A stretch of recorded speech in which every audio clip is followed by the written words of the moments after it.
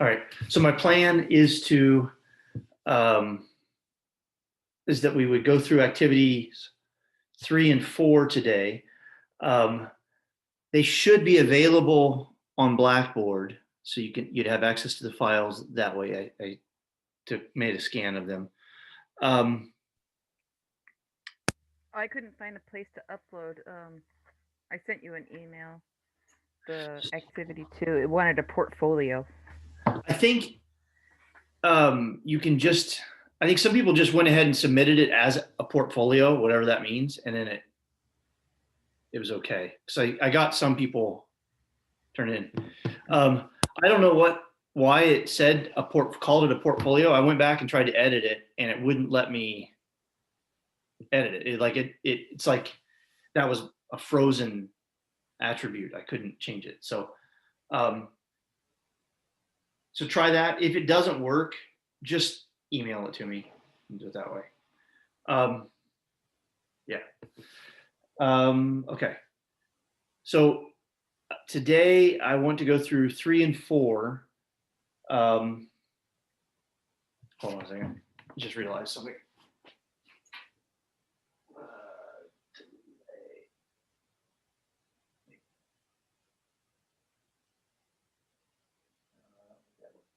All right. I don't know.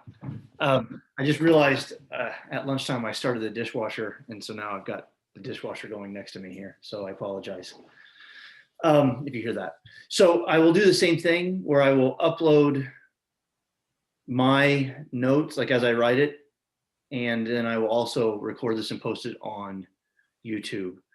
Did anyone did anyone use either of those, I guess is the first question. And I used the notes, but I couldn't find the video. Okay. So I'll put a link to that in Blackboard.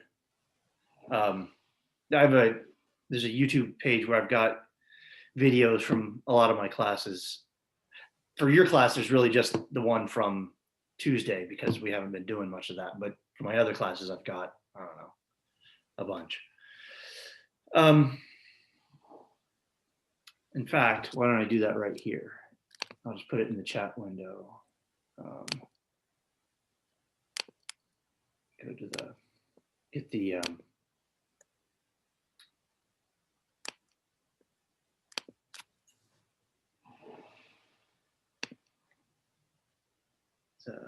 URL 6:15:10.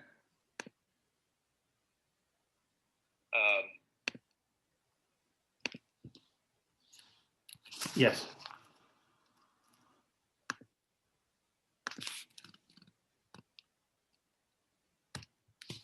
Okay. In the chat window, I posted the link to the YouTube playlist.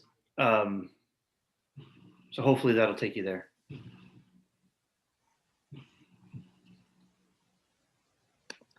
Okay. All right. So with all that, let's get started. Today's video or today's class is really on similar topics. Last time we had a single force in the same direction as the motion. This is going to turn it around and then have a force that points opposite the motion. And so see what those effects are. This one, after doing the last one, most people fly through this one. It's kind of very intuitive. And then, so that's activity 3. Activity 4 is on friction. And we're going to do what part of it we can. The activity wants us, remember when we had those rubber bands that we put between the brackets? They want us to do something similar to that. And when I left the building, I didn't think to grab that stuff. So we'll kind of just talk our way through that as best we can. So if we finish early, we just finish early. All right. And there should be Blackboard assignments for both of these activities to do the summarizing questions. And I checked that they are not listed as portfolios. They are listed as assignments. So So that's okay this time. I don't know how I fouled that up, but somehow I did. Okay, are there any questions before we start? Everybody clear on the portfolio issue? Try to upload it as a portfolio. If you can't, just email it to me. Okay. All right, let's start. So I will go back to here and this go away. There we go. All right. So again, I apologize for the dishwasher. I tried to pause it and it didn't stop. So it's one of those days. Okay. So this one is very similar to the last one. Remember, forces are pushes or pulls. There you go. Pushes or pulls. So either one is a force. In terms of the motion it produces, it's the same. The physics doesn't care. Nature doesn't distinguish between a push or a pull. And so we're going to focus on what is the effect of a force which is in the direction opposite the speed. So when it's moving forward, we'll push it backwards. When it's moving backwards, we'll push it forwards, and we'll see what the effect is on the motion. Just a warning, I don't have, I'm kind of limited. I don't have a helper too, but I'm limited in my setup. So there's going to be a graph that in the book, what the book wants you to put in is the absolute value. So remember how when we had the graph comes out as velocity, but when you want speed, you have to throw away the minus signs. We're going to have a similar thing when we get to forces. And the real problem I have is that I don't have a good way to do it without getting in the way of the motion detector. So there's going to be a graph that we'll have to flip. So just, I'm giving you a warning now, and I'll tell you when we get there, but just so you know. All right. So, all right. So the first thing they want you to remember is way back, I don't know, a couple months ago, when we were talking about moving a cart around with our hand, and what happened when we push the cart in a direction, opposite its motion. So I don't know if you guys can see this. If you can see the cart there. So imagine you had a cart moving forward and we were to gently tap it in a direction, got caught on the dip in the table, try a little harder. Back, if I were to push it backwards. Okay, do you remember doing that? So just like we could push it forward, we could push it backwards. So what they want you to do is to think about, well, first of all, the graph of the speed versus time is given here. When you have many gentle taps, oh, I need to record this. Too many things. Oh, I am recording. Great. Losing my mind. Okay, so so here's a graph of what the motion would look like when we tapped it in the direction opposite the speed. Take a second and kind of on your paper, can you kind of color in when you think your hand was in contact with the cart? When do you think that would be? And think about how you know that that's the case.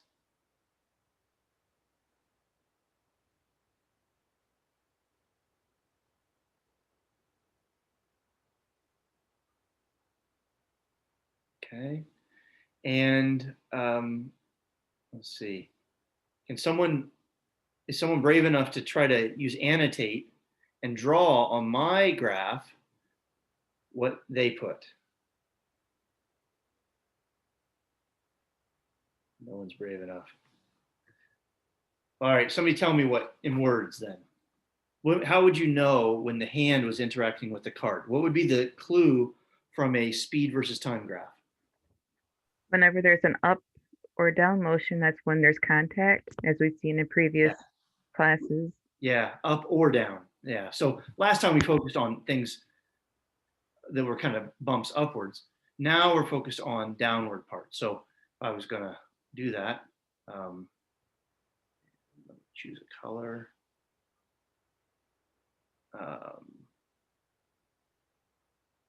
Green, sure. So when you think the hand was in contact with the cart? Well, it would have been here, right?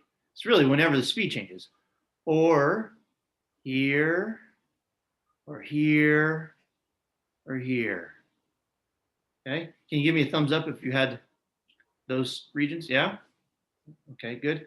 And the reason is, as before, that interaction we expect to cause the cart's kinetic energy to change, and so therefore the speed would change. Easy. Okay. When do you think, same graph, when do you think there's a force being applied in the opposite direction to its motion? When would the force be opposite the motion? Can someone else, another person, tell me what they think?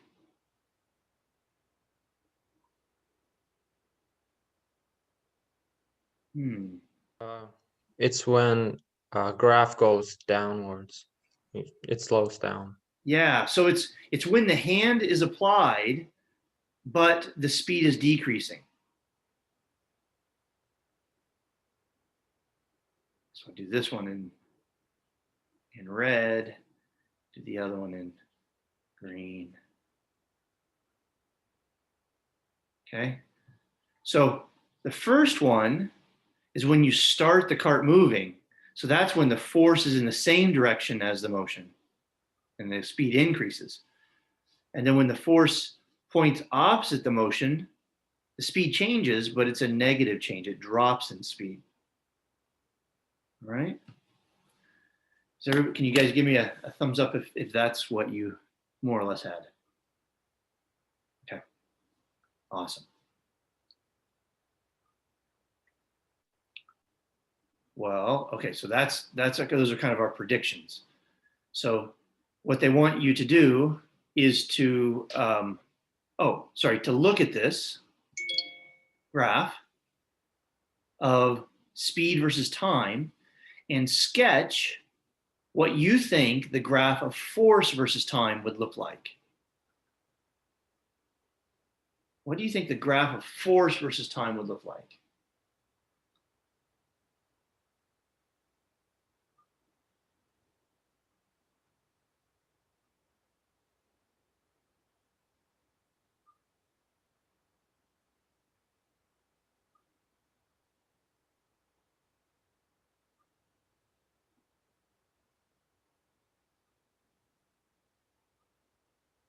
Okay.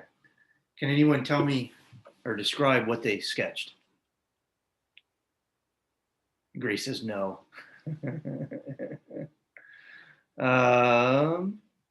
Let's see. Anyone else? No one will volunteer. All right. Well, basically, anytime you're touching the cart, you should expect there to be a possible force, right? A push or a pull. And so up here, we said all these green spots had touches.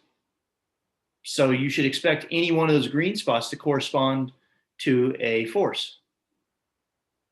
So if I was doing that, I would say something like, change colors here. You know, nothing, and then go up, and then here the speed is constant, so you would expect nothing to be interacting with it, which would make you think there's no force. So it's going to go back down to 0. Sorry, 0, and then up. There's some sort of, oh shoot, sorry, the pen, the stylus thinks I want to, there you go. And then nothing, and then, oh, there's a force right here. So I'd expect, or sorry, there's a touch right there. So I expect maybe a force right there. And then it's flat, so no change in speed. So no contact with my hand. So that should be like 0. This graph is getting worse and worse. Now the force, the speed is changing. So I expect my hand to be in contact with it. So it should be another force.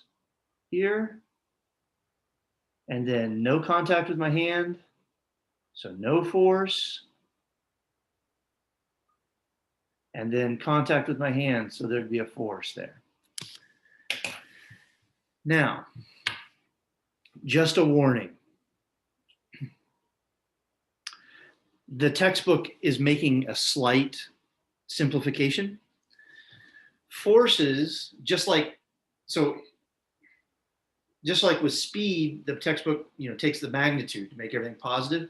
It does the same thing with forces. So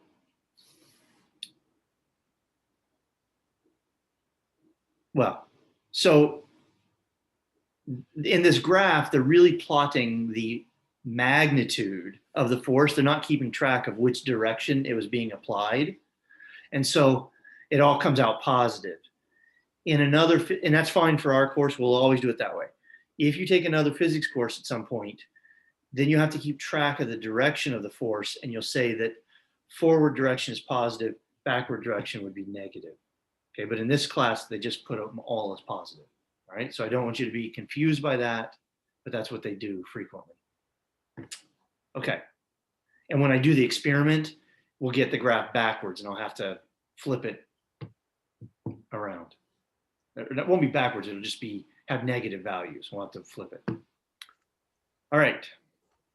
Shouldn't the graph be all the same when they are going upwards? Like after three graphs, like the bumps. Shouldn't they all be in the same height? The same size? Yeah, same size. Maybe. We don't know yet. But you're right. They should be. What made you think they should be the same? Because they are decreasing at the same amount. Yeah. So I'll highlight that. So what he's noting is, if forces cause speeds, and these are all the same, roughly the same size jumps, the height, the step size is the same. And so these forces should all be the same. Yeah, so I really should have drawn it like that. That's a good observation. We don't know that yet. That will come on Tuesday, that it's actually that the height of this really is 1-to-1 with the height of the force graph. They should all be the same height. But that is true. And that's, I guess I kind of secretly was using that when I made this one much taller. It's because it was much bigger, a much larger change in speed. It's true. Good question. All right. So we're just like last time, we're going to make a video of this, and I'm just going to do it since I get to use the kitchen table today because my kids are actually in school. I didn't pre-record it, so I'm just going to do it now in front of you guys. So I'm going to record the speed and force as I push on the cart.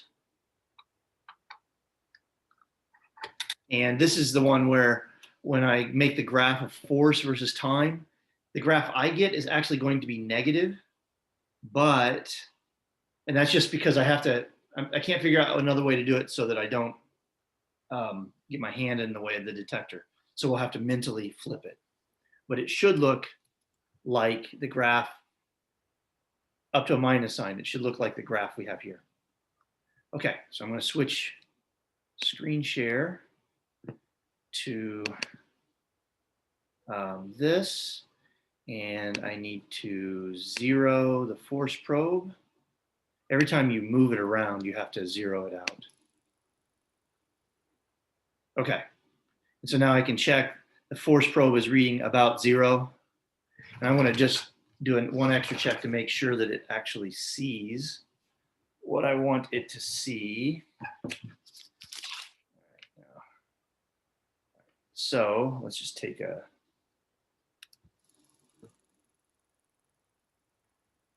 good. And if I move the cart around, seems to be recording the cart more or less. Okay. Oh, all right. So now what I'm going to do is I'm going to start the cart moving. I'm going to pull it to get it going, and then I'm going to have gentle taps backwards to slow it down. And we'll compare our graph to the one what they just said in the previous section. Now I have to get the cord out of the way so I don't have it dragging. Need extra hands. Here we go. Tap, tap, tap.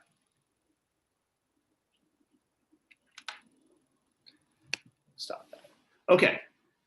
So I need to graph speed, not position. There we go. Oh, and that's not very good. Let's try that again. Shoot. All right, let's try that again.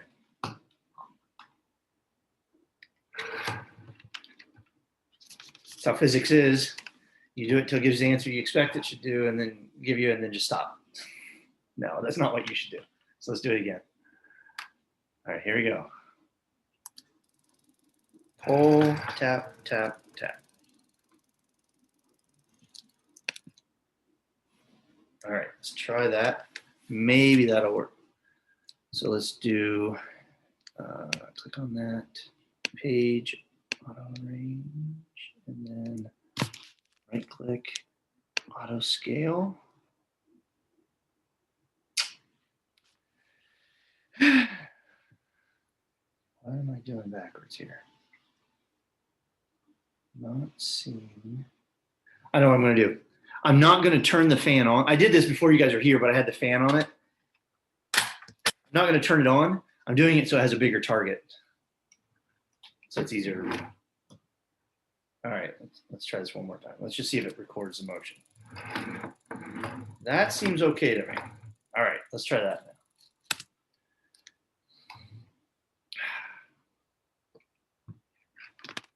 I swear I practiced this. Pull, tap, tap, tap. There we go. Okay. All right, so if I make this from 1, 0, and for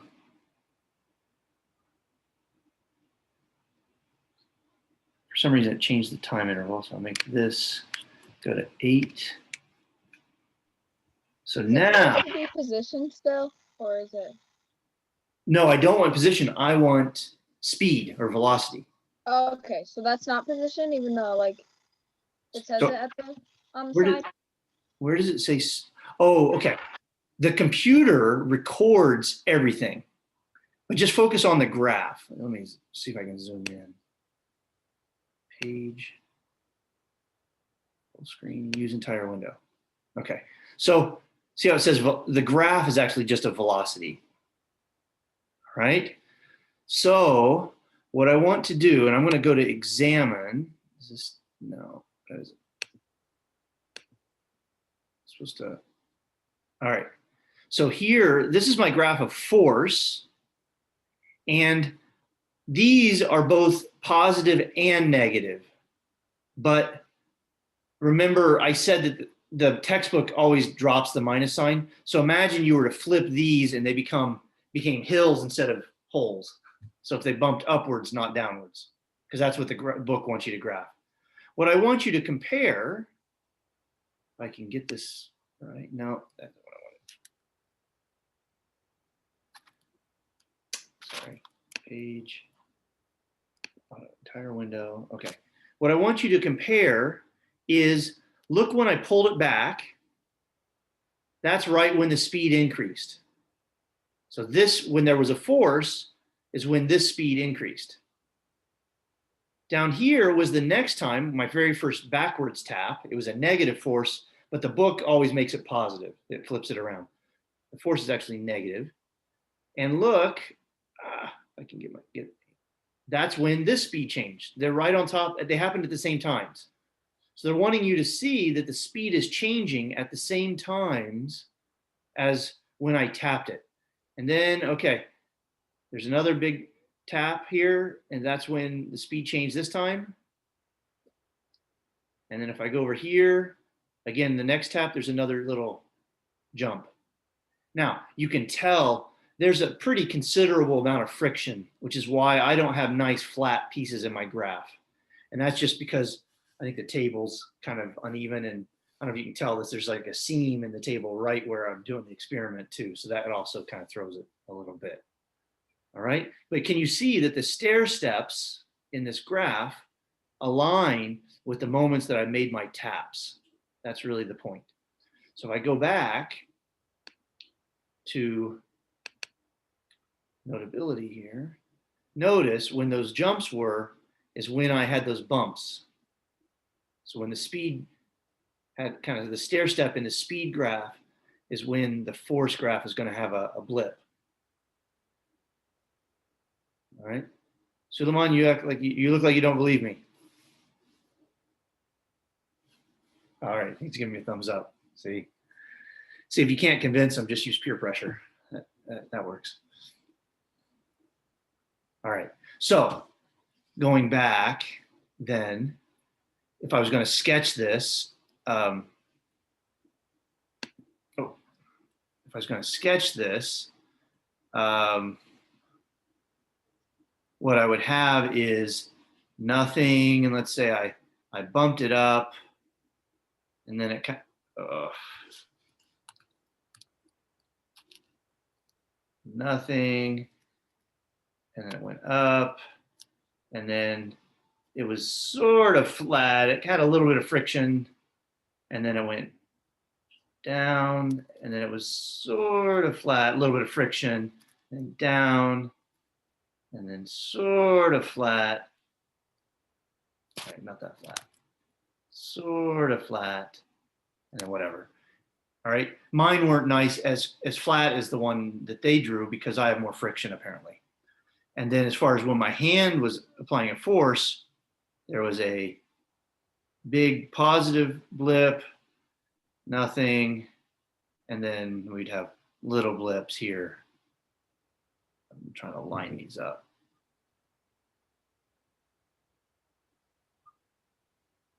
Ugh. Sorry. Okay. So trying to get them to line up. Okay. They want just to compare that's supposed to compare with these little things where we flipped the negative parts and made it positive. If you want, we can make this bigger, make it look much more impressive, but really it's just cosmetic. Right, so this bottom graph is supposed to compare with this graph after being changed. Okay, so that's what we see. It matches what we kind of thought we would see. What can we conclude? What happens to the speed when you have a backwards push? It goes down, yeah.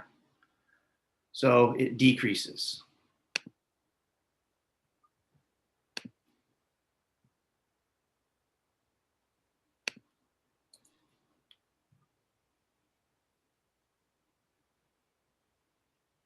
Okay, that's what happens.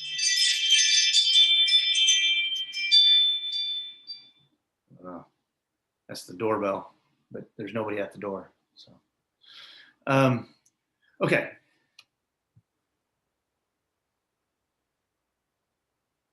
All right. So when you look at pushes, so in between the push, like in between when I pushed, was there a force acting on the cart? What would you say? Probably not. There, people are shaking their heads. And why would you? What would you? What would be the? What would make you think that? The speed remains constant. Yeah, yeah. So, or you could even just make even more simple, right? If you're not pushing it, if you're not touching it, then you couldn't exert a push or a pull. It's kind of that simple. So just say not touching.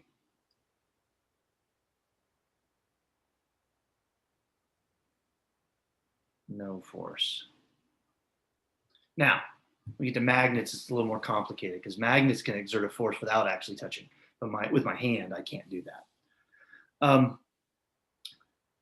And then when you have a backward push, we just said that, the speed decreases. Or sorry, in between. I can only read. It says in between the backward pushes. Sorry. In between the backward pushes, well, at least in the ideal situation, the speed didn't change, so you'd have constant speed.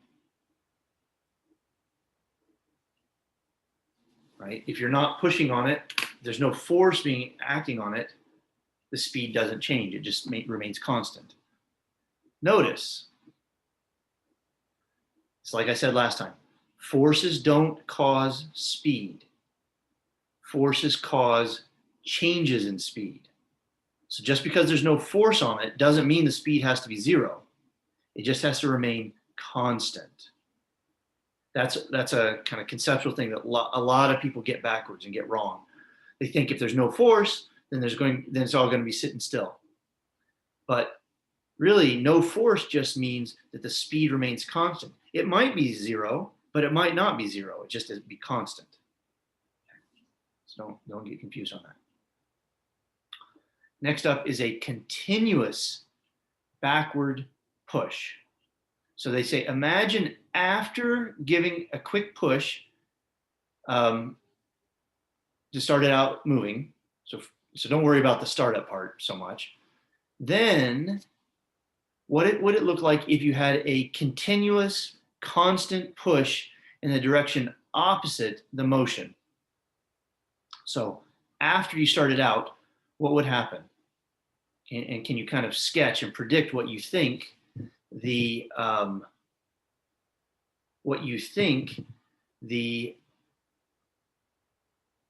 speed versus time graph would look like?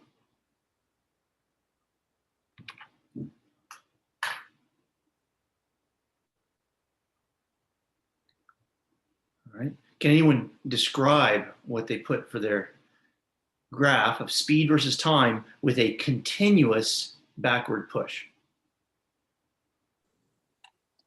The graph would show the initial increase in speed, Okay. and then it'd be constant, and then it would decrease to zero and then shoot back up because the speed starts to increase when it. Okay. So if I'm going to try to put that into words, you're going to say there's a big forward spike. So something like this, and it spikes up. That's the forward push. And you set a flat part, something like that. And then you start the continuous force, and it would go down. Oh, it's terrible. Like that. And then what did you say after that? It would just keep increasing. It would increase. So so she's saying something like this. I'm going to put this in red. Say something like that. Okay. Did anyone else have something different? Did everyone think of this part on your own? I was actually not expecting anyone to think of that. No. Okay. So some people did do that. That's okay. All right. So Aya, since you brought it up, tell me why it's doing that. Describe what's happening to the cart.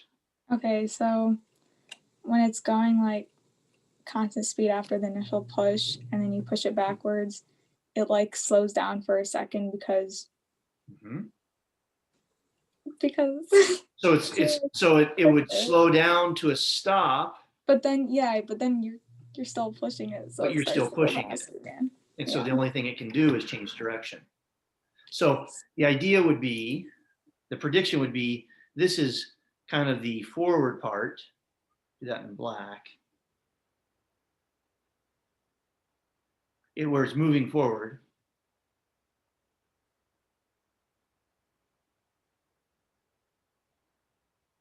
And then this would be after it changes directions. It's moving.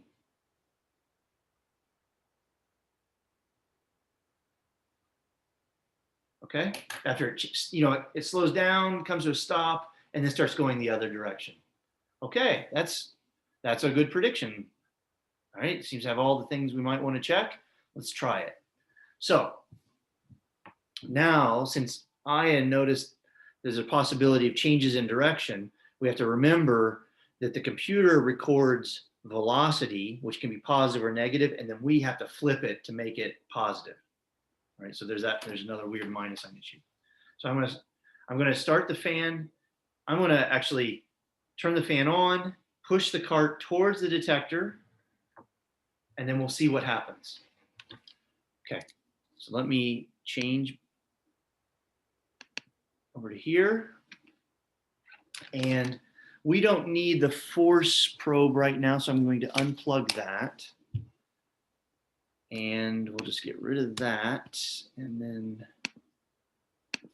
rearrange this one. Okay. Can everyone see the graph? Is that visible to everyone? Okay. And I can take that off. I don't think we need it. All right. So I did. Just make sure I do it. Okay. Hopefully I get it right. I'm going to go ahead and turn this on to get started.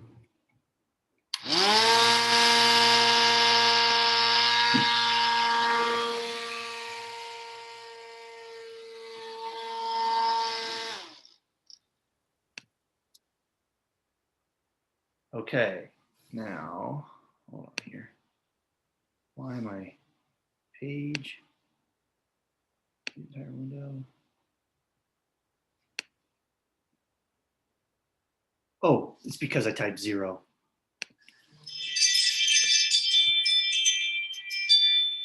It's not like fairies and pixie dust. It's the alarm has a chime that does that. There we go. Okay. Now, okay. So this is a graph of velocity versus time. Remember, that's the thing that can be positive or negative. But if we were to make it positive to get speed, it would look like this. I can kind of sketch it a little bit here. It would be, let me annotate.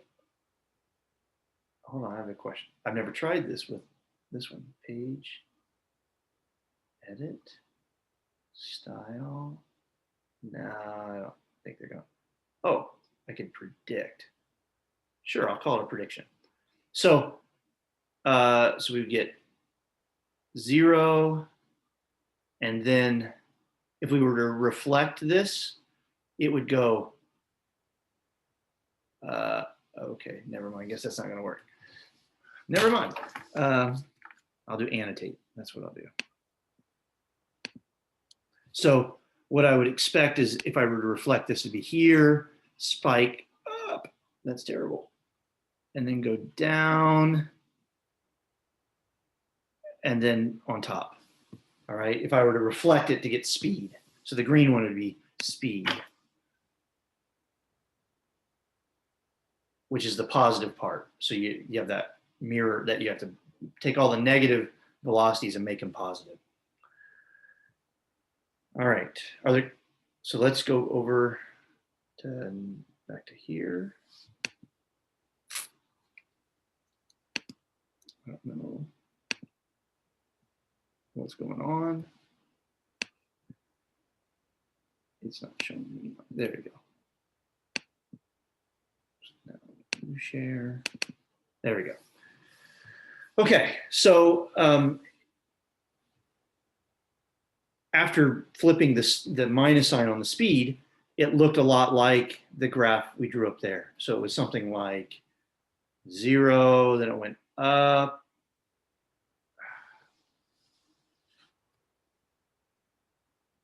Then it went down, and then kind of made a V shape here. It's supposed to be 0, pushing up, and then down, like up here. All right. Sorry for the artwork. Are there questions about that? Does that make intuitive sense, what's happening? Again, the force creates a change in speed. If it's a continuous force, then the speed just changes smoothly, just continuously, nonstop. Okay, so while the cart is moving away from it, and after the initial push, its speed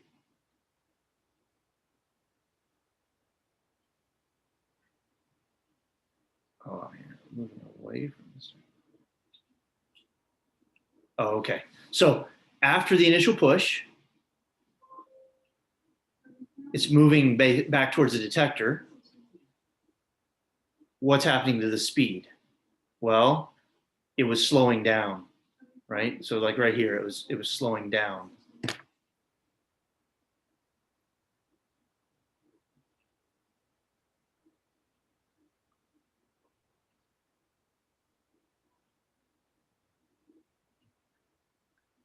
While the cart is moving towards its starting position, so that's after it stops and then changes direction, then what happened to the speed?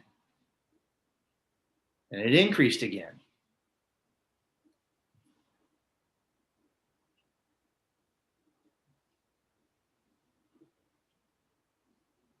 Okay, so if we were going to kind of summarize this, and I were to say, when is a force going to make something speed up or slow down? What would you say?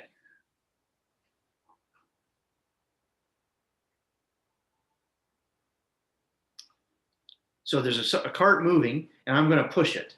How can I say or determine whether the push is going to make it speed up or slow down? By determining to which side force is given. If Okay. it's given to side where cart is moving, it's going to speed up. If it's opposite of that, it's going to slow down.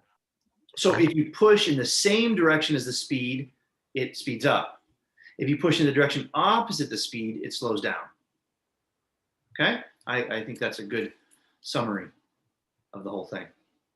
All right, so let's kind of talk through a couple of these summarizing questions.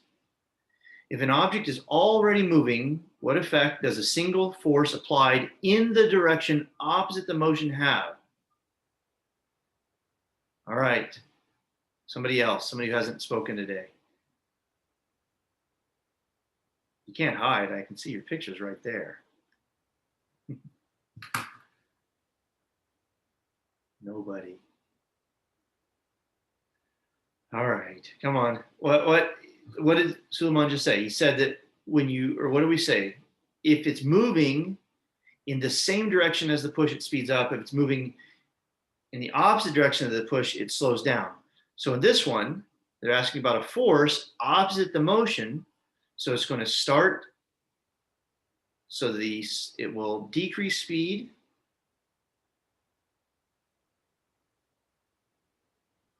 And if you wait long enough, it will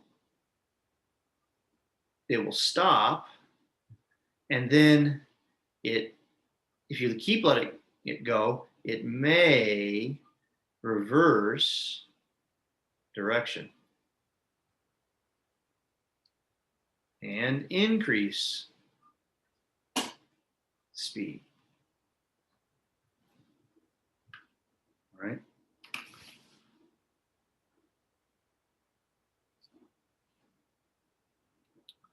Okay, so they want you to try to then sketch a force diagram, and this is, all right, this arrow with only like a half arrow, I don't do that ever because I get confused over what's supposed to be a force arrow and what's supposed to be a speed arrow. This is supposed to be a speed arrow. So I just write speed so that I know what I'm talking about. So what they want you to do is to imagine the cart is going forward, and so from before the tap, so all right, here we go. A cart is moving and I tap it backwards, but not strong enough to change its direction. So this is before the tap. So it starts out moving, before the tap, little tap, and I push it too hard. And then it keeps going. So they want before, during, and after. And what they want you to do is to draw a speed arrow and a force arrow. And I would just label them so that it's really obvious which is which. Okay, so the first one, they gave you the speed arrow. But you also need, and then you have to kind of go through that. Before the tap, is there a force arrow? Should I draw a force arrow here before I tap it? No, no force. So I don't draw that one. You have to finish this. So during the tap, and then put in during the tap and put in after the tap.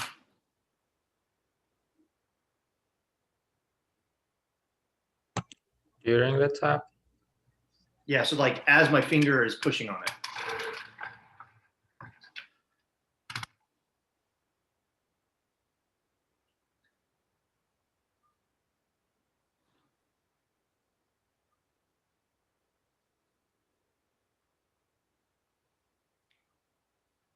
All right.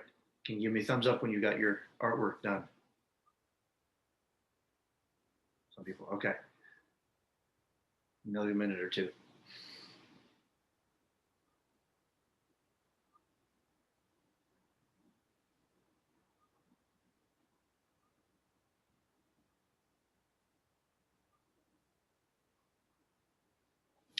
Okay, so during the tap, so I'm going, all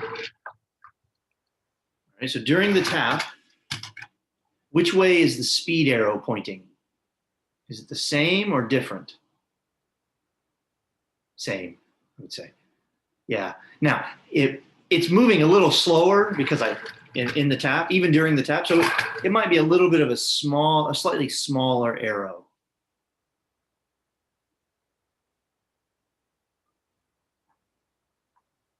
Okay, what about the force arrow? Which way would that go? Same direction or opposite? Same as the speed. Same as the speed. Opposite. So did I tap it in the direction of the speed or opposite? So the speed is this way. Oh shoot, the video's flipped from, right. No, that was right, that was right, sorry. The speed is this way and I tap it. So the speed was opposite. I did mine backwards. Oh, okay. All right. All right. So the speed is opposite the tap. So that means I'm going to have a force arrow, which goes backwards. What about after the tap? Can there be a force arrow after the tap? No, because it's not touching your hand. That's really that simple. But it's still moving afterwards. And it's still moving. I mean, it didn't change direction. So I would still have a speed arrow. It just wouldn't be as big because that was when it's moving the slowest.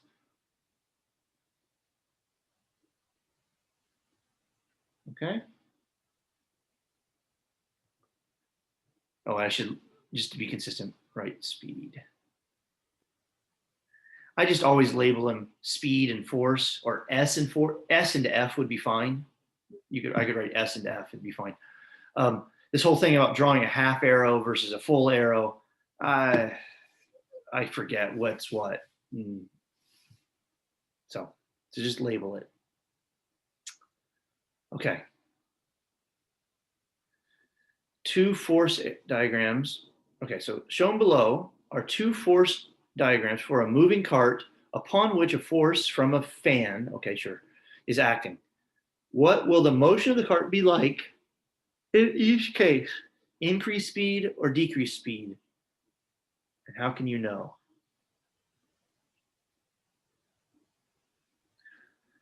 What about on the left? Is this going to be an increased speed or decreased speed? What do you think? Increase or decrease? Increase. Increase. Yeah. So this one is going to be increase.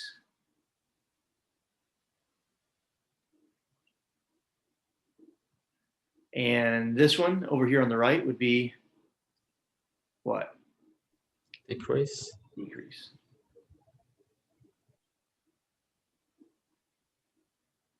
So how do we explain how we know in each case? Well, you could say because we just did it over the last 2 classes. Or you could just say the change in speed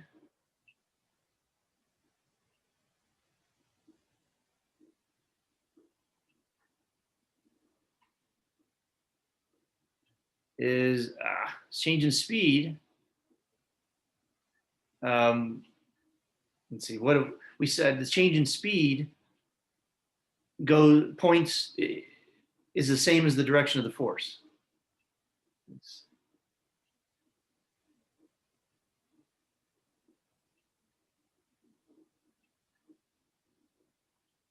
So if the force is going backwards relative to the speed, then you get a negative change in speed.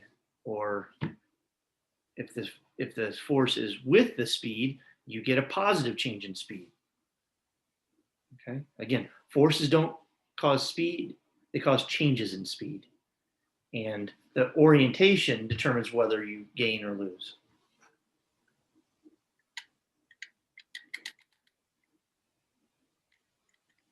All right.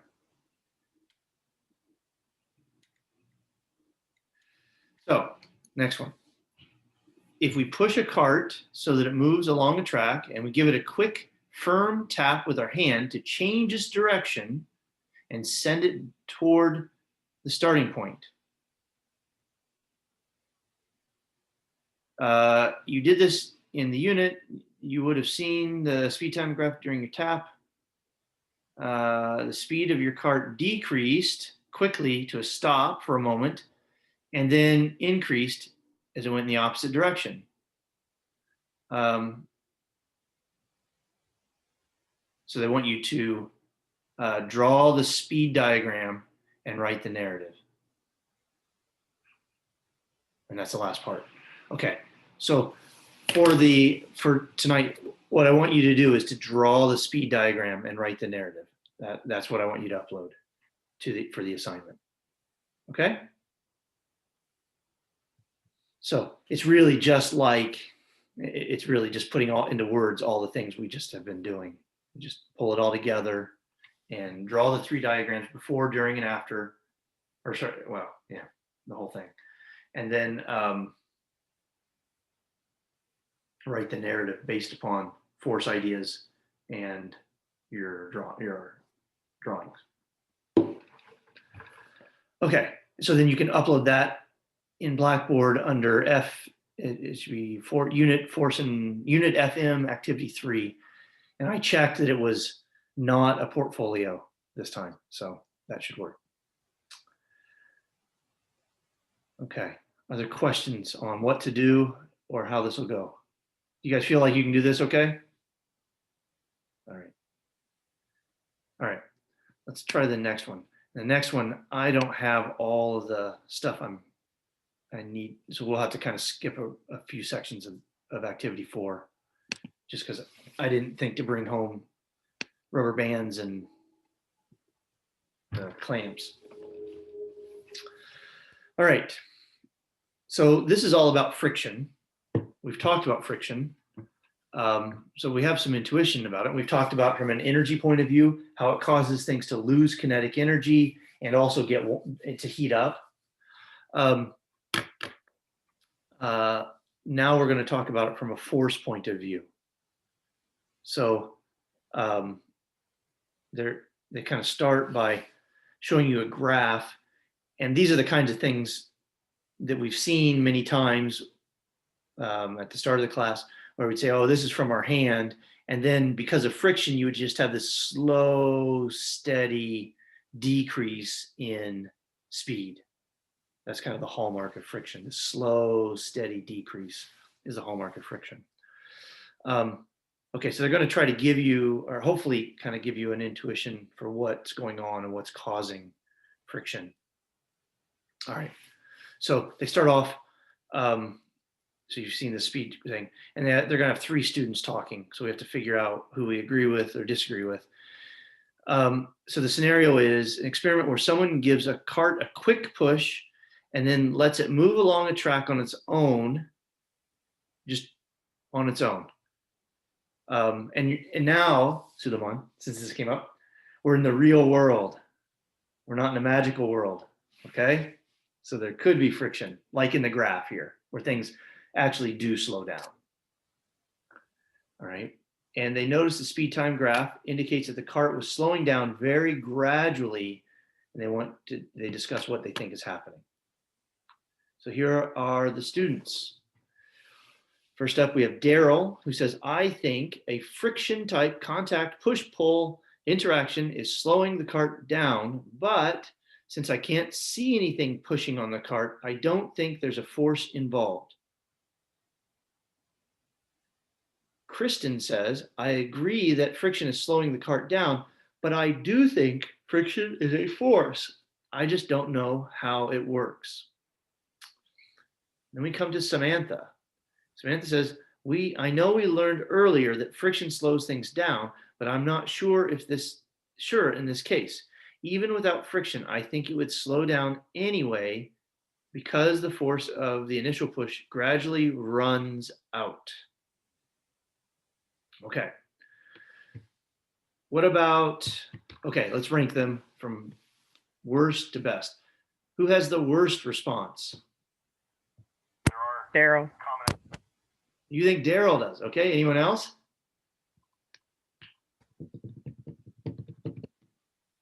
What about Samantha's response? Do we like her response? I'm seeing head shakes no on Samantha. Okay. Okay, so let's start with Samantha, and then we'll do Daryl, and then we'll do Kristen. What is Samantha thinking?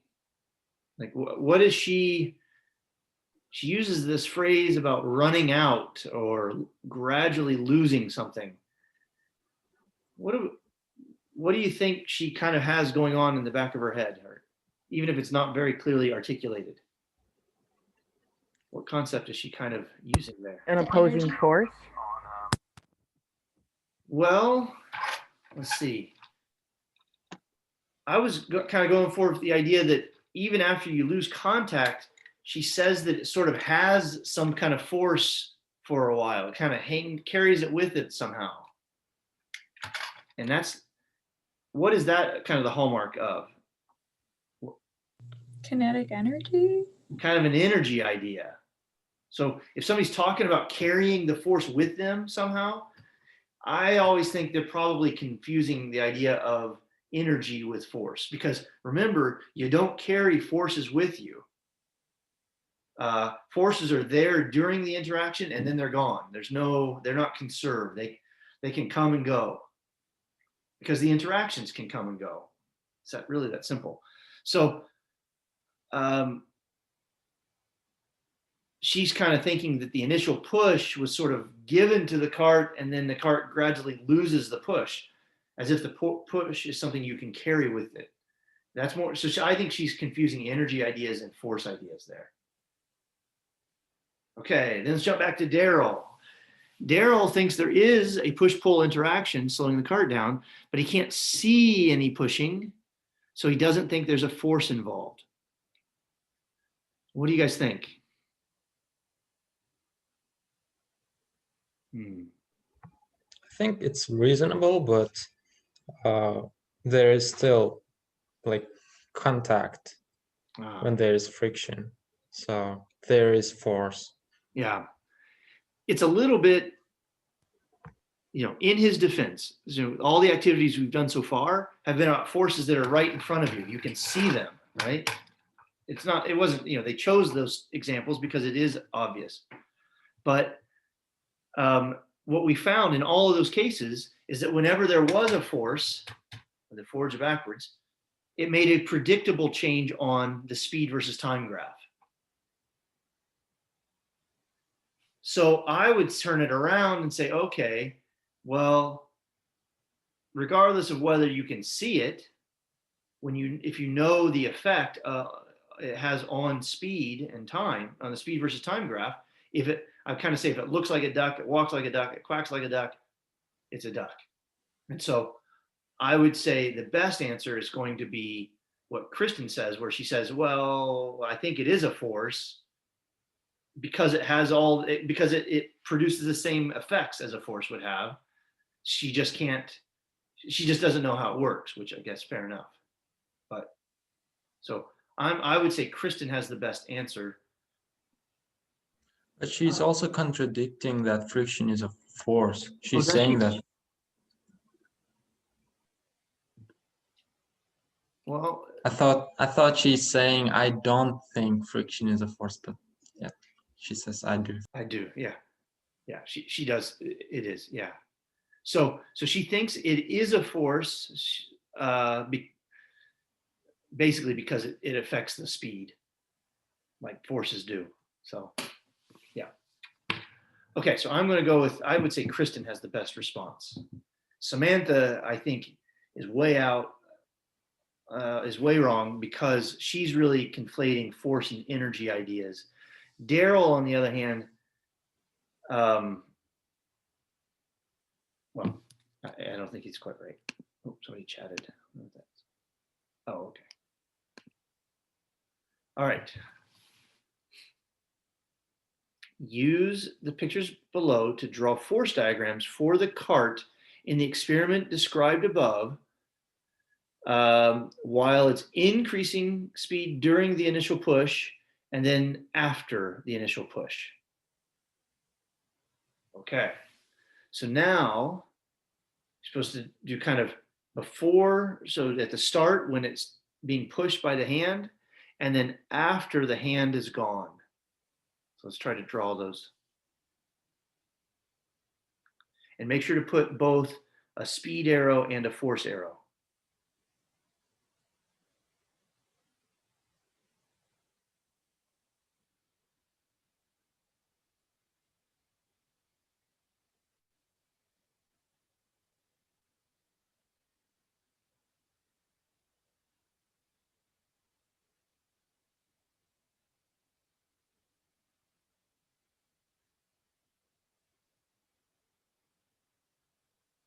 Okay, who thinks they have their diagrams done? Who's got their diagrams done? No? Okay. So let's talk through this one. The speed up during the initial push. Well, okay, so you're speeding up, so you know you're gonna have a speed arrow. So let's go ahead and I'll go ahead and draw that in there. Let's assume that the speed arrow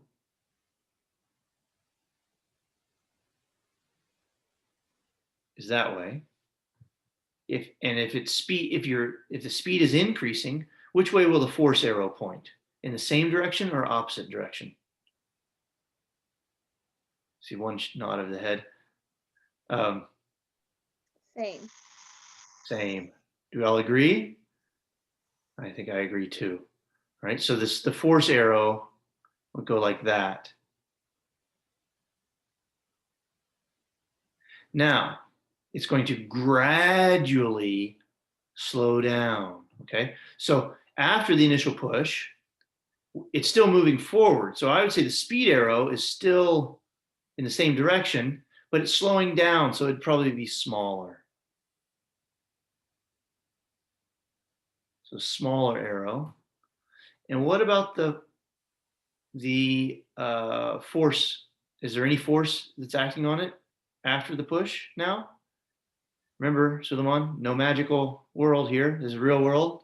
So what else is in the problem now? All right, do we write friction or do we write force though? Oh, you know what, Julie, that's a great observation. Let's be careful. Let's write force hand.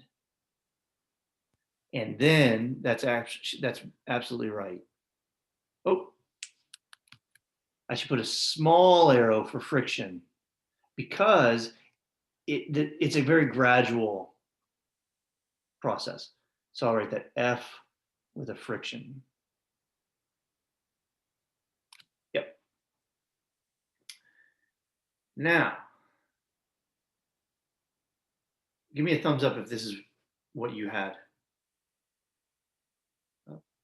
Okay, a lot of people. All right. I would also say, in all fairness, so this is, given what we've talked about right now, this is fine. This is the best. This is right. However, you know what? When you are pushing the cart, there is also friction in that situation. So in reality, you would expect there to be two forces. Okay, so that it's okay. I'm throwing that in now. This is not what this section doesn't have this. They want you to ignore this, but it is actually there. Friction is there all the time when it's moving. What I would say is it will turn out that the thing that is important is the total force. So what you will have to do is kind of add up the positive force from the hand plus the small negative force from the friction. And they kind of, and then it's the total force that actually is important for producing the change in speed. But okay. Okay, so this will be, we'll talk about this. So ignore.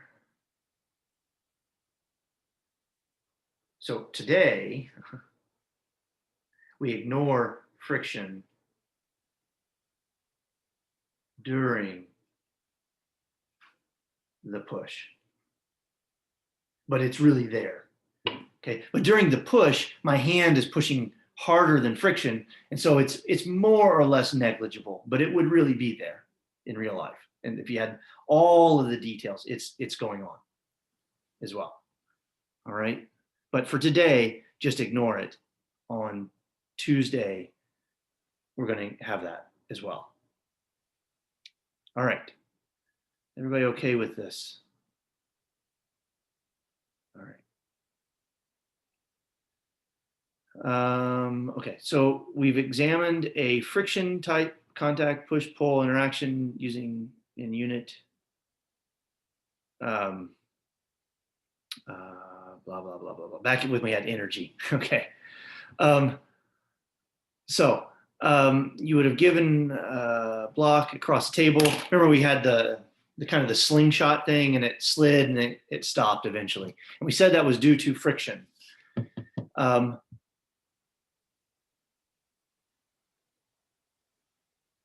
What do you think? Well, what do you think about friction then? If it's a force, as I've been kind of indicating, what do you think friction, like in particular, which way do you think friction is pointing relative to the motion? Always opposite, right? Always. Yeah, and it's always that way because friction does whatever it takes to impede motion. It tries to slow you down. So that means if you're going one way, friction's backwards, and you know, it flips, so that it's always opposing your speed. Yeah, it's good. Okay, so this one, can't remember. Do I need fan unit? Do I friction pad? I think I start with the fan. Examine the cart, nose friction pad, blah, blah, blah. We want, so at the beginning, we're supposed to have no friction. Okay, no friction at the beginning. And I'm supposed to push the cart, and I want the fan to, basically I want to make it slow down. That's what I want. So I'm going to push it away. I'm going to push the cart away from the detector, and the fan is going to make it slow down. So the idea is this. They're trying to make a series of analogies. They're going to have you see what the fan does, and then I'm going to use paper to generate so that it has lots of friction, and I'm going to make a graph of that and see that the motion looks the same. So they're trying to get you to make basically a jump from the fan into friction, and say that if the friction graph looks the same as the fan graph, then it's reasonable to say that friction is another force. Okay, that's kind of the goal. So in case my graphs are all garbage, I've given you the answer.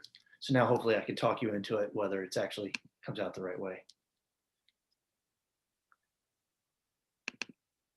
Okay. So can you see the graphs now? Yeah, okay. So I'm going to turn the fan on, and I'm going to start, then I'll take data, and I'm going to catch it before it can change direction. Okay.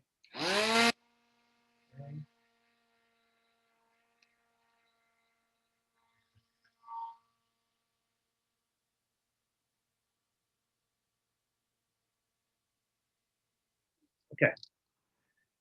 The cart did not explode. That was my hand. So we'll just zoom in and make that go away. I want to go into about 4 seconds. And this is when I was pushing the cart, that in my hand. So I'm going to get rid of that. So I'm going to go into about what does that do? Oh, not what I wanted. All right, so I'll make this 1.4. There we go. And all that stuff that we don't want to see, we make it go away. Ta-da. Okay. Did I tell you I was in the circus when I was a kid? Oh, yeah. Seriously? Yeah. I can't believe I didn't tell you that. Okay. What did you do? Well, all right. Well, we can talk about that after. Okay. So, the effect of a fan force, the fan force is pushing it this way, but the cart is moving the other way. They're opposite, so it slowed down. So the speed steadily decreased like that. No surprise. Okay, so that is the first one. So let's go back to the notability. So this is the fan. If I were to sketch that in, I would say it was something like, oh, not that. Okay. There, something like that is the idea. So it just decreased going down steadily. All right.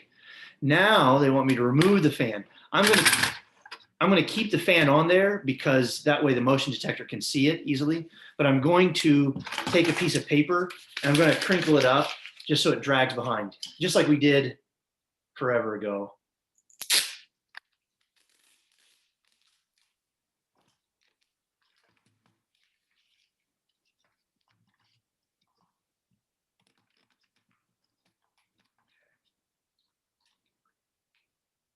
This will work.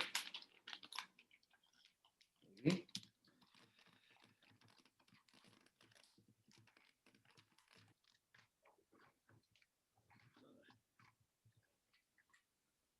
Enough.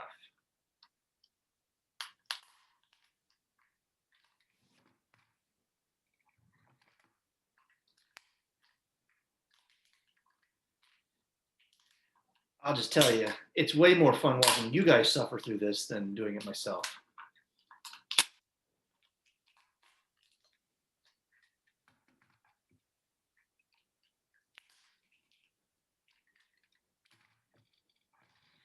All right, here we go.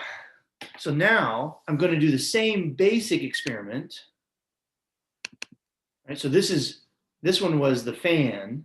I'm going to do the same basic experiment with friction, and we should get a similar kind of graph, and we're going to use that to conclude that friction is also a force.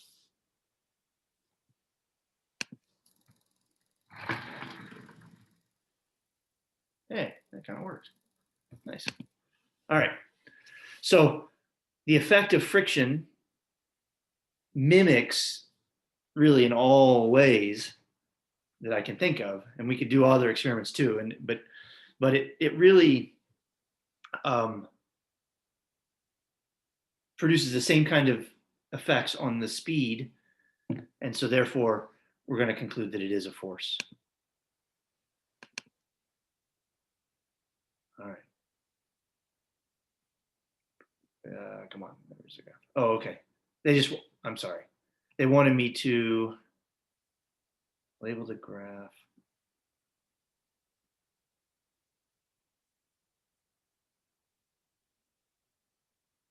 Okay. I don't know. I think they just want me to put two graphs on the same thing. But do we all agree that with friction, the numbers might be slightly different, but again, it has the same kind of effect on the motion. The speed just steadily drops off. And so we can conclude that friction is a force.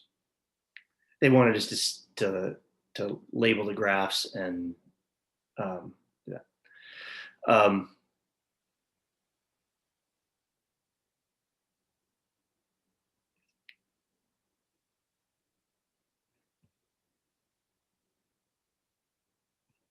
All right, and now I get to the part that I don't have the pages for, or I don't have the equipment for. So I would claim that because friction produces the same effects as a known force, it also must be a force. If we turn it around, if you go through and you go and read Newton and you kind of go through the I guess the normal kind of more traditional physics course, you could turn it around and say a force is just defined to be anything which produces a change in speed. So anything which produces a change in speed must be associated with some kind of force, always. All right. Now, they wanted us to try to figure out what actually causes friction. What is the underlying origin of friction? And that's a little difficult.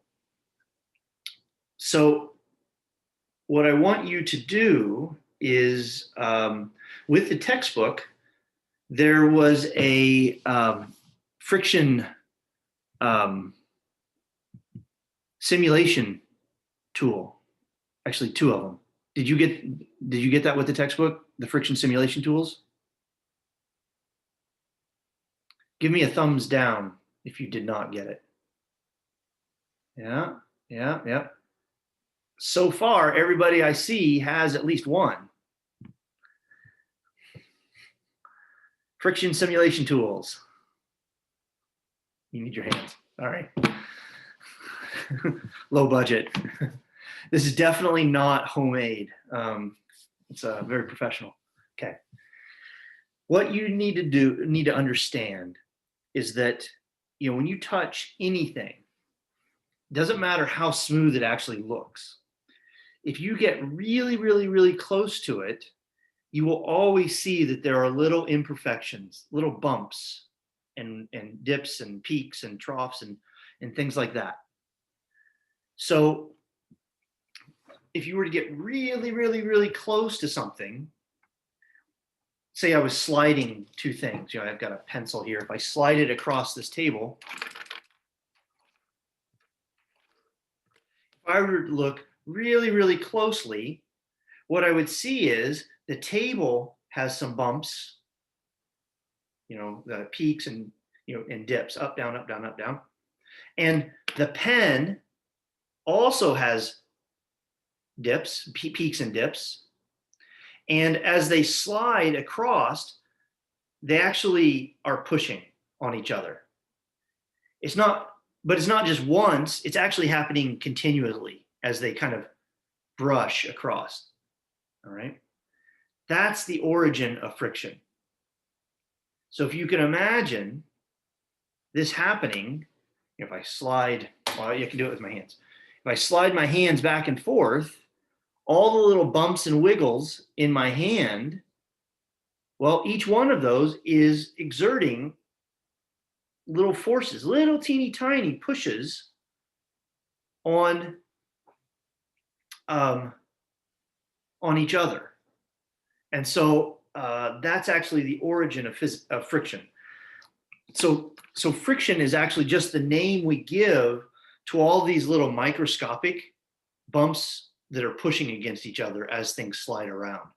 But because by their nature, we're talking about little bumps and grooves, which are, I can't see it necessarily. I look at a smooth piece of marble, I don't see the obvious bumps. And so I don't think that they're there. But in reality, they are. And no matter how smooth you make it, there will always be little bumps.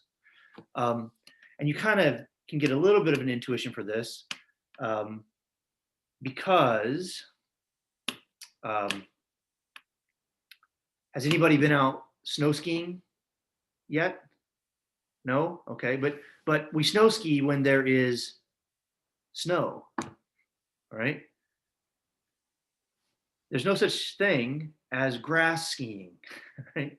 We don't go out in the middle of July and try to ski on grass for the obvious reason that the grass has way more friction and you just don't go anywhere. Suleiman, were you going to say you tried that? Is that? I was going to say there is sand skiing. Okay, so sand skiing can work. So that's possible, yeah. So part of the thing that happens there is the sand is not fixed. The little bits of sand are able to move. And so even though there would be some friction, just like in snow, there is some friction, it's not enough to hold you back. And so you're able to go. I could see that, yeah. That must be painful if you fall. No? You don't get like scrapes and stuff? No. Okay. No. All right.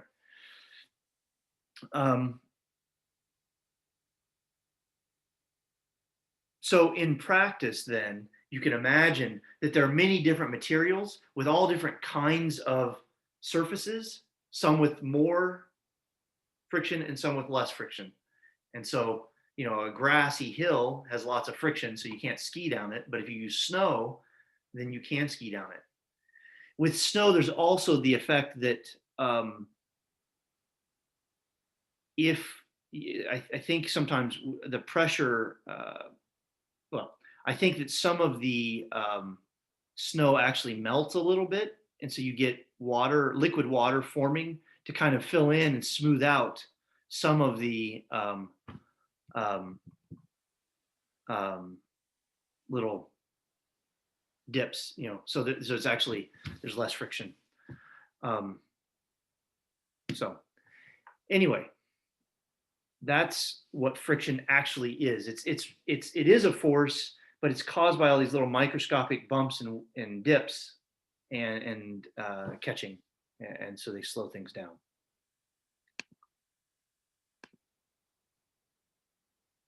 Okay, so Julie says, so can it be said that friction is a force that increases thermal?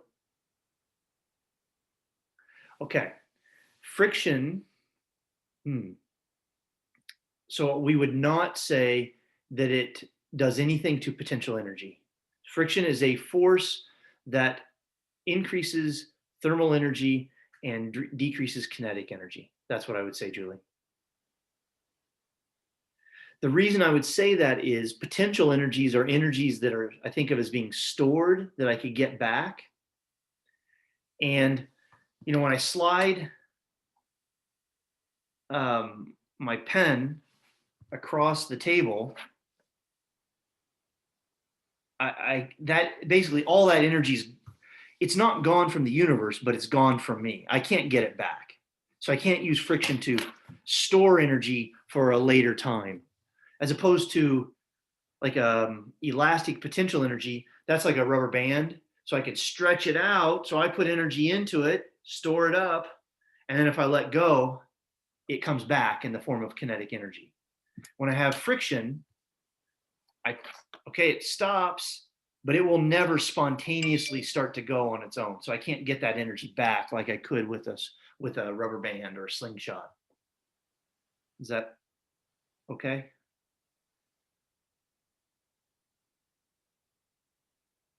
I don't know if she can hear me. Can you hear me, Julie? No. All right. Maybe hopefully she can log in if she can't hear me. That was a good question. All right. I feel like there's something else I was going to say. So what they were going to have you do, I can kind of run through this. They were going to have you slide the block using the slingshot sort of thing over a smooth table, sandpaper, and then also put up a bunch of Post-it notes, kind of like speed bumps. So you're like, your fingers are kind of acting like speed bumps to slow things down. So I think you guys can kind of imagine what would have happened, but I don't have the equipment to do that one. All right. And then we have summarizing questions. All right, let's kind of go through the summarizing questions since we didn't get to do all of the activity with all the experiments. So what would we say is the big evidence that friction is a force that opposes motion?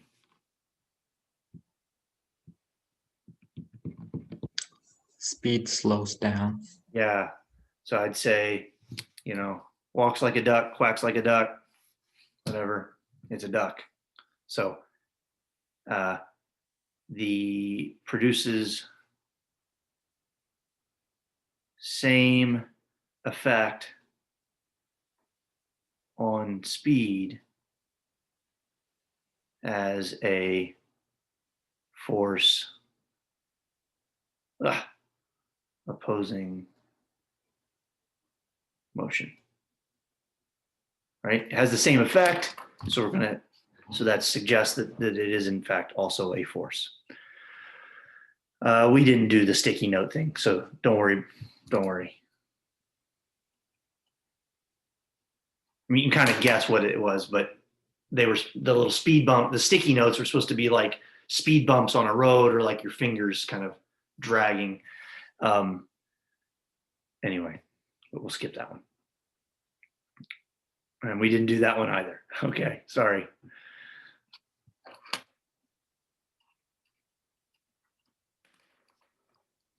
Why do you think the cart slows down very gradually, even when no friction pad is used, but slows very quickly when the pad was on the track? So what do you think? What's going to be the big difference about having a friction pad or no friction pad?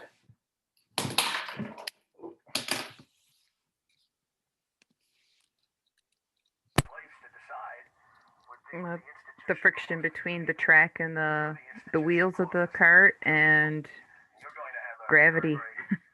Well, so both of these situations have friction. So I like, so the wheel and the cart, okay, so that would be here when there's no friction pad. When you put the friction pad down, what they really want you to think about is just think about the amount of friction. When there's no friction pad, friction is small. Yeah, that's what they want you to see. So in this case, so in this situation over here, if I were to graph speed versus time, then, it was just a really slow decrease with no friction pad. Whereas here, with the friction pad, this is more like down here. It goes all the way to a stop. So this is shallow, and this is steep. But they both have friction. I mean, as Julie said, this is friction between the wheel and the axle, slowing things down. And on this one, it's the pad dragging. So, so if I was going to draw this, all I would do is just simply say, this is just a little friction.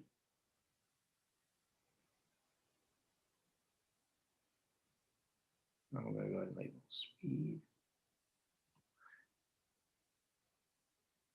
And I'm going to, over here, put a larger force of friction. So, Julie, you mentioned gravity, and there is gravity here. It's on Earth, but gravity is in the up and down direction and not in the side-to-side direction. So gravity is going But wouldn't it pull it down? Because it's an up and down force, pulling it down would cause more surface area to grab the friction. Does that make sense? Yes, it does.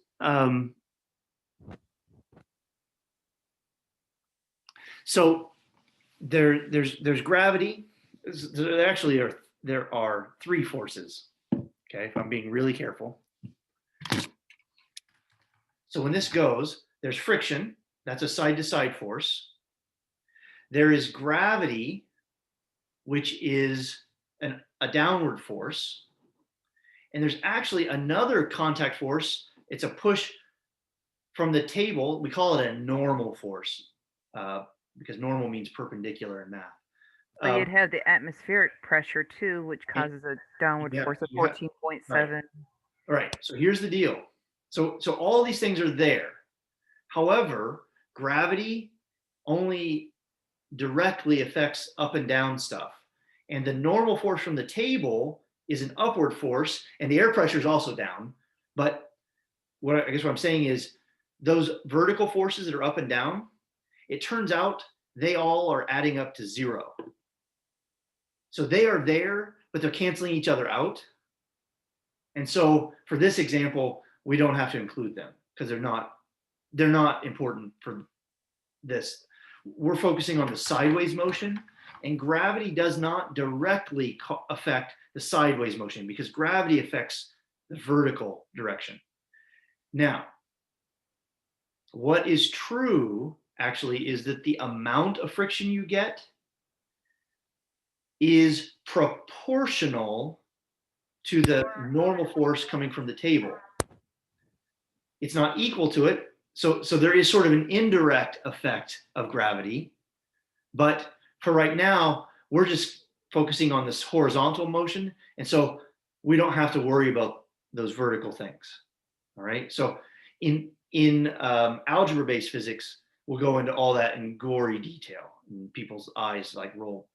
I mentioned friction problems, their eyes just roll backwards in their head because they're just sick of it. But we go through all the details about like, they'll have like 5 different forces and you go through them all and you figure out which one's most important and next important, and you kind of add them all up and you find the effects. And then that's when we're doing things more quantitatively. But qualitatively, gravity is not directly affecting the horizontal motion. There are indirect ways that it does, but that's not the most important thing. Okay? So because of this, in this example, I'm not going to put in gravity or any of these vertical forces because they're just canceling out. And the only horizontal force I have is friction. When I have the low friction pad or no friction pad, that means that there is a little friction, but it's small. When you actually put the pad down or you put the paper, drag it behind, there's significant friction, so it becomes a much larger arrow. Okay.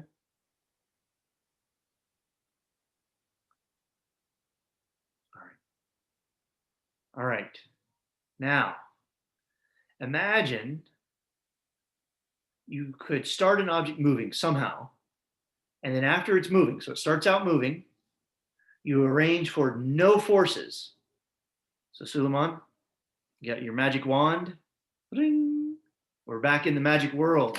No forces. 0. 0 forces. How would it move? So it starts out moving. You use your magic wand. Ring. I need that ring. I need the doorbell to go. Anyway, then there are no more forces. How would it move from then on? They give you a scenario, a spacecraft in deep space, far from any relevant planet, so that there's no significant force in any way acting on it. Okay. What do you think it would do after you shut the engines off? It's moving. There's no gravity. There's no force. There's no friction. There's nothing. You turn off all the engines. What is it going to do? It's just gonna go continuously forever. Forever. Yeah, that's the point. But I have a question about that. Okay. Isn't that what planets are doing? Like, aren't they going forever?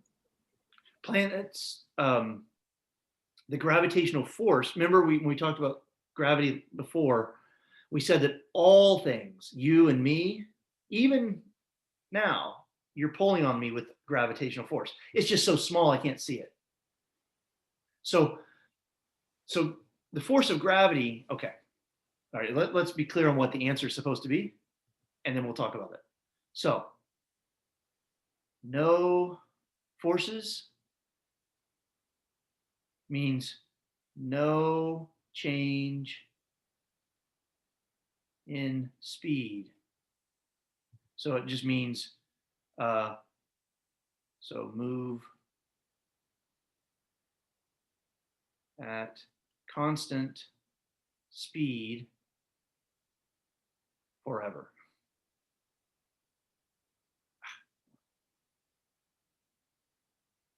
The heck? Trackpads. Oh, sorry. I'm off the edge of the idiot. Or ever. There you go. Okay. So that's what they're shooting for. If there really could be no forces. Now, in real life, gravity never actually goes to zero. Okay, so this is not what in real life,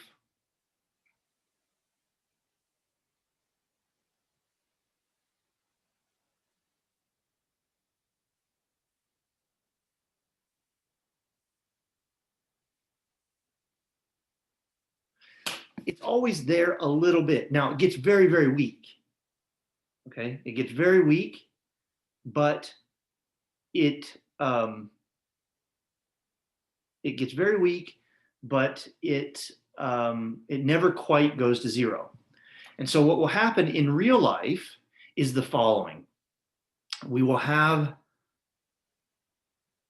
if I was to graph, I don't know, I apologize, this is a little bit more than we normally do. If we were to graph the potential energy due to gravity versus distance, okay, what you would find is that it's actually large and negative when things are close, and it does something like this. Okay, I'm graphing potential energy, not force, just because we have more practice with that idea. And what would happen is, this is the potential energy. So to get the total energy, you would also add in kinetic. You'd have potential and kinetic to get all the energy. So it turns out if you add kinetic energy, all right, so if you added in potential plus kinetic energy, if the two add up to something which is negative, like in this area, so that it's below the axis. So if potential energy plus kinetic energy is negative, what you actually get are orbits. So like the planets going around the sun. If the kinetic and potential energy it adds up to a negative number, the planets are never actually, they don't have enough energy to ever get to run away to infinity, like a comet or something. I don't know, they're in orbits, so whatever. Like they can't, they're stuck. They may get far away, but they never really go. Eventually, if you wait long enough, they'll come back. If, on the other hand, potential energy plus kinetic energy are positive, so if you're up here, so then it can run away forever. So there's still a force of gravity, but if these things are moving up here, this means they're moving really fast, and they're moving so fast that the force of gravity is never going. Because it gets weak for large distances, it eventually becomes so weak that it can't stop it, and then the planet or whatever can go away. So the planets going around the sun, we're like, this is us. We are stuck to the sun. We are gravitationally bound, so we can never run away from the sun. But if we had a bigger speed, there's a critical so-called escape velocity. If you have enough velocity, you can run away from the sun and you can go off to infinity. So Lamont, does that answer your question? All right, so that's the technical That's the fuller story. And I'm using energy ideas, but you could rephrase it all with forces, but it's actually, this is one where actually when you solve it in the full version, I think as a student, the only time I ever solved these problems is I solved it using energy ideas, not force ideas. Okay. All right. Is that okay? So, all right. I guess we pretty much worked through these questions, but go ahead and do your best to rephrase them and answer them in your own words and upload your work for activity.